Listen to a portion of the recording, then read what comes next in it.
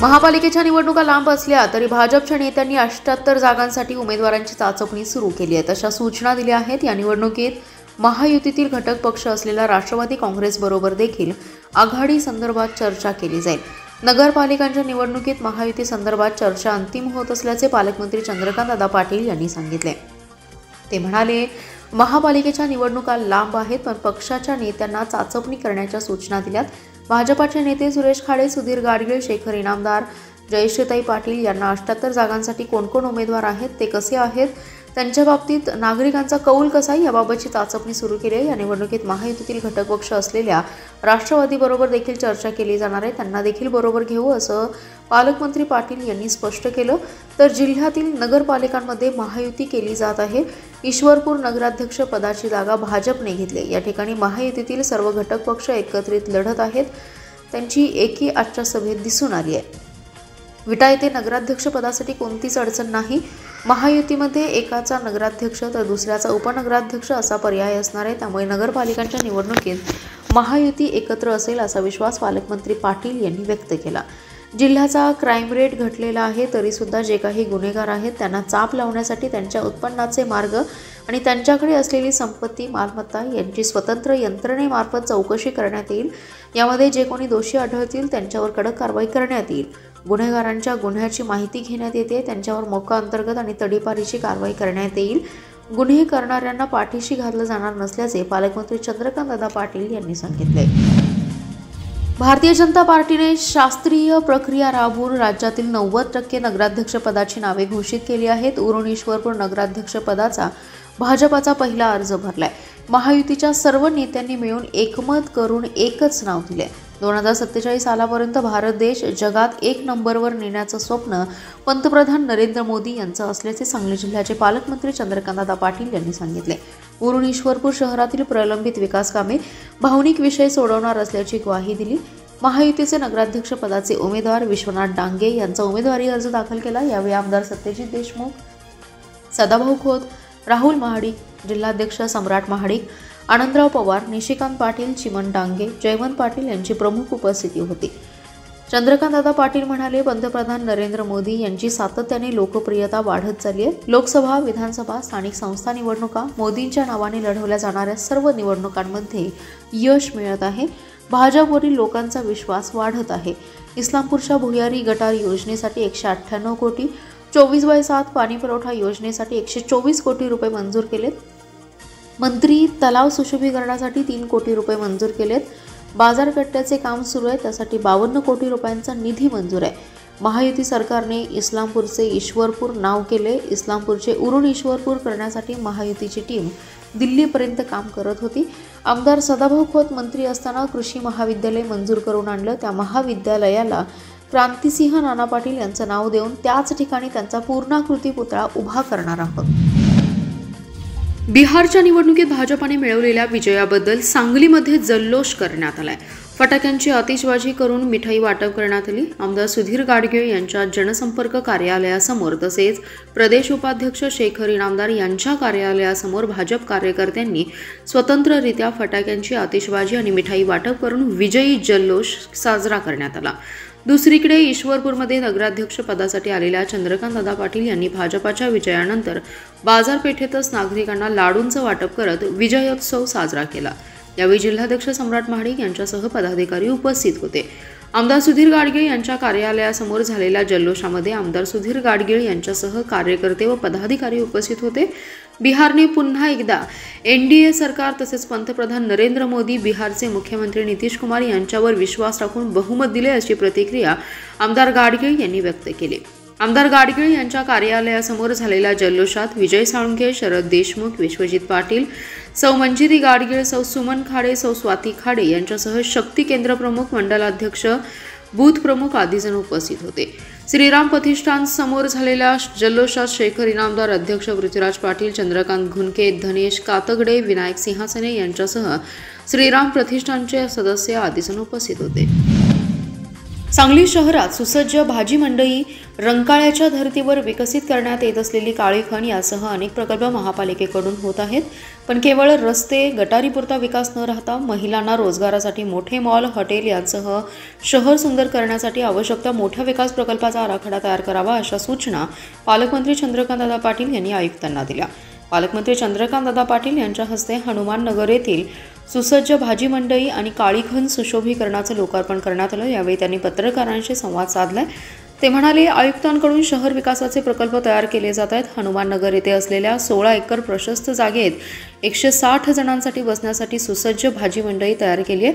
अशा प्रकल्पामुळे शहरातील फेरीवाल्यांचे प्रश्न सुटणार आहेत. केंद्र सरकारच्या आदेशानुसार फेरीवाल्यांचं पुनर्वसन केलं जात आहे. त्यासाठी महापालिकेने पावले टाकली आहेत. या ठिकाणी नाट्यगृह देखील होणार आहे. त्याचा प्रस्ताव राज्य शासनाकडे गेला आहे. आराखडा मंजुरी आणि निविदा प्रक्रिया बाकी असणार आहे. त्यामुळे सांगलीकरांना एक अद्ययावत असे नाट्यगृह मिळणार आहे. कोल्हापूर येथील रंकाळ्याच्या धर्तीवर काळी खण विकसित केली जाते. बोटिंग देखील होते. रोजच्या धावपळीत थोडासा रिलॅक्स नागरिकांना मिळण्यासाठी काळ्या खणीचं सुशोभीकरण केलं जाते. आयुक्तांनी पुढील 50 वर्षाच्या शहर विकासाचा आराखडा तयार करणं आवश्यक आहे. त्यासाठी महिलांच्या हाताला काम मिळण्यासाठी मोठे मॉल, हॉटेल विकसित करणं आवश्यक आहे. शहराला सुंदर करायला ज्या काही गोष्टी आवश्यक आहेत त्या शहराचे विभाग करून टप्प्याटप्प्याने करणं आवश्यक आहे. आयुक्त कडक आहेत पण शिस्तीचे आहेत असे आयुक्त शहराला आवश्यक आहे. त्यामुळे आयुक्तांनी आता शहर विकास आराखडा तयार करावा, अशा सूचना पालकमंत्री चंद्रकांतदादा पाटील यांनी दिल्या. कोल्हापूर येथे विमानतळ करण्यासाठी आणखी 165 एकर जमिनीची गरज आहे. याबाबतचं पत्र विमानतळ प्राधिकरणाच्या कार्यकारी संचालकांनी जिल्हाधिकाऱ्यांना पाठवले. शासनाकडून चांगली भरपाई शेतकऱ्यांना मिळेल, त्यामुळे विमानतळाच्या प्रकल्पाला कोणीही विरोध करणार नाही, असं मत पालकमंत्री चंद्रकांतदादा पाटील यांनी व्यक्त केलं.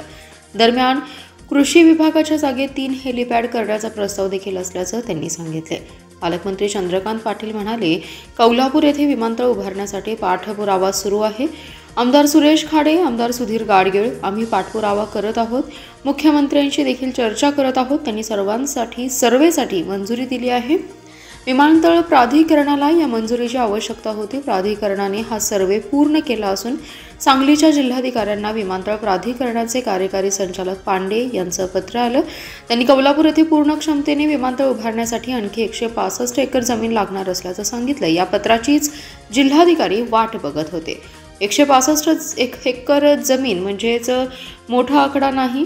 कोल्हापूर भागात फार मोठी डेव्हलपमेंट झालेली नाही. शिवाय शासन आता भूसंपादनासाठी नुकसान भरपाई म्हणून शेतकऱ्यांना चांगला दर देत असल्याचे शेतकरी पटकन जमीन द्यायला तयार होतात. त्यामुळे ही जागा मिळण्यात काही अडचण येईल असं वाटत नसल्याचं पाटील यांनी सांगितलं. लोकनेते राजाराम बापू पाटील वरिष्ठ गट पुरुष व महिला राज्य अजिंक्यपद व्हॉलीबॉल स्पर्धेच्या पहिल्या दिवसाच्या खेळात पुरुषांच्या मुंबई उपनगर, पुणे, अमरावती आणि वर्धा या संघांनी तर महिलांच्या पुणे, कोल्हापूर आणि नाशिक संघांनी प्रतिस्पर्धी संघावर मात करत पुढे वाटचाल केली आहे. सांगली जिल्ह्याच्या पुरुष आणि महिला संघांनी अनुक्रमे रायगड व बीड या संघांना सहज पराभूत करत विजयी सलामी दिली. महाराष्ट्र राज्य व्हॉलीबॉल असोसिएशनचे अध्यक्ष प्रतीक पाटील यांच्या मार्गदर्शनाखाली सांगली जिल्हा व्हॉलीबॉल असोसिएशनने उरण ईश्वरपूर तालुका वाळवा येथे 4 दिवसांच्या या राज्यस्तरीय स्पर्धेचं आयोजन केले. या स्पर्धेस क्रीडा रसिकांचा उत्स्फूर्त प्रतिसाद मिळतोय. पुरुषांच्या परभणी जिल्हा विरुद्ध अकोला जिल्हा संघातील सामना चुरशीचा झाला.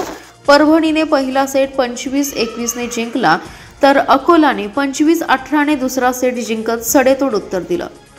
मात्र परभणीने 15-12 ने तिसरा सेट जिंकत अकोलावर मात केली. सांगली जिल्हा संघाने रायगड संघास 25-4, 25-15 गुणांनी तर वर्धा संघाने अहिल्यानगर संघास 25-6, 25-6 गुणांनी सरळ मात दिली. पुरुषांचे 8 गट तर महिलांचे 4 गट असून पहिल्या फेरीत साखळी पद्धतीने सामने खेळवले जात आहेत. शनिवारी उपांत्य आणि उपांत्य सामने पाहण्याची संधी क्रीडाप्रेमींना मिळणार आहे. राष्ट्रीय पंच दीपक चव्हाण, शंभूराजे संगपाळ, सुरेंद्र गांडोळे, गिरीश निमसे, दिव्या शर्मा यांनी पंच म्हणून जबाबदारी पाहिली. परंपरागत शेतीवर अवलंबून राहू नका. शेतीपूरक व्यवसाय सुरू केल्याशिवाय शेतकऱ्यांचं उत्पन्न वाढणार नाही. शेतमालावर प्रक्रिया ही काळाची गरज असून त्यासाठी शेतकऱ्यांनी नवनवीन प्रयोग केले पाहिजेत असे प्रतिपादन राज्याचे उच्च व तंत्र शिक्षण तथा सांगली जिल्ह्याचे पालकमंत्री चंद्रकांतदादा पाटील यांनी केलेलं आहे। सांगली पॅटर्न चला शेतकऱ्याला व्यापारी करू या घोषवाक्यासह आयोजित उत्पादक खरेदीदार संमेलनाच्या अध्यक्षस्थानावरून पालकमंत्री पाटील बोलत होते। यावेळी कृषी आयुक्त सूरज मांढरे व अपेडाचे संचालक डॉक्टर परशुराम पाटील हे दूरदृश्य प्रणालीद्वारे तर प्रत्यक्षात जिल्हाधिकारी अशोक काकडे, मुख्य कार्यकारी अधिकारी विशाल नरवाडे, पोलीस अधीक्षक संदीप घुगे, पणन संचालक विकास रसाळ, अपेडाचे प्रादेशिक प्रमुख प्रशांत वाघमारे, कृषी सहसंचालक बसवराज मास्तोळी, जिल्हा अधीक्षक कृषी अधिकारी विवेक कुंभार, जिल्हा नियोजन अधिकारी अशोक पाटील, कृषी उपसंचालक धनाजी पाटील आणि कृषी अधिकारी उपस्थित होते। पालकमंत्री पाटील म्हणाले, उत्पादक खरेदीदार संमेलनातून शेतकरी, व्यापारी आणि निर्यातदार यांना थेट संवादाची संधी उपलब्ध होत आहे। शेतीमाल निर्यात क्षेत्रात शेतकरी महिलांनाही प्रोत्साहन द्यावे अशी संधी उपलब्ध होण्यासाठी अपेडाने पुढाकार घेऊन त्यांना मार्गदर्शन करावे असे त्यांनी यावेळी सूचित केले। यावेळी त्यांनी स्वानुभवाचे काही दाखले देत शेतीमधील स्वप्रयोगांची माहिती दिली आहे। जिल्हाधिकारी काकडे म्हणाले, जिल्ह्याला राजकीय, सांस्कृतिक, साहित्य, क्रीडा आणि कृषी क्षेत्रात मोठा वारसा आहे। या सर्वांनी सांगली जिल्ह्याला आकार दिलाय। शेती सांगलीची शान असून इथल्या द्राक्ष, डाळिंब, केळी, ड्रॅगन फ्रूट आदींना बाजारपेठेत मोठी मागणी आहे। त्याचा लाभ होऊन इथल्या शेतकऱ्यांचं उत्पन्न वाढेल। या उत्पादक खरेदीदार कृषी संमेलनातून केवळ एकच दिवस नव्हे तर दोघातही नियमित सकारात्मक संवाद व्हावा असं मत त्यांनी व्यक्त केलं।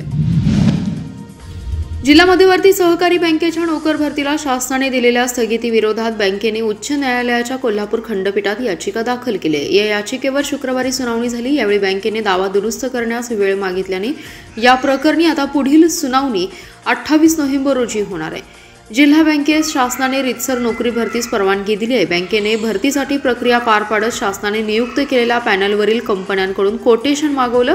त्यातील एक कंपनी बँकेने नियुक्ती केली आहे। दरम्यान जिल्हा बँकेची संभाव्य नोकर भरती पारदर्शी व्हावी यासाठी सदाभाऊ खोत यांनी मुख्यमंत्र्यांकडे तक्रार करत IBPS, TCS या कंपन्यांमार्फत सदरची भरती करण्याची मागणी केली।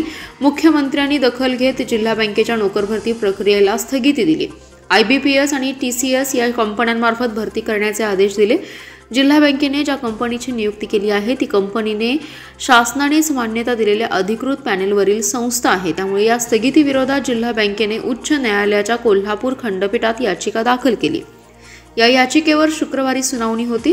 शुक्रवारी झालेल्या सुनावणी दरम्यान शासनाच्या या आदेशावर जिल्हा बँकेचं काय मत आहे असे न्यायालयाने विचारले। यावर आपलं मत देण्यासाठी बँकेने वेळ मागितला। तसेच याबाबत दावाही दुरुस्त करण्यात येणार आहे। त्यामुळे न्यायालयाने या प्रकरणाची पुढील सुनावणी 28 नोव्हेंबर रोजी ठेवली आहे।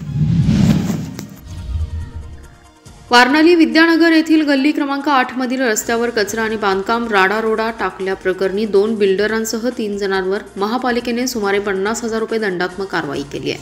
महापालिकेचे आयुक्त सत्यम गांधी आणि उपायुक्त स्मृती पाटील रस्त्यावर कचरा टाकल्यावर कारवाई करण्याच्या सूचना दिल्या होत्या। त्यानुसार कारवाई करण्यात आली आहे। विद्यानगर गल्ली क्रमांक 8 येथे प्रत्यक्ष पाहणी दरम्यान सार्वजनिक रस्त्यावर आणि ओपन स्पेसवर अनधिकृतपणे बांधकाम राडारोडा टाकून अस्वच्छता निर्माण केली असल्याचं आढळलं।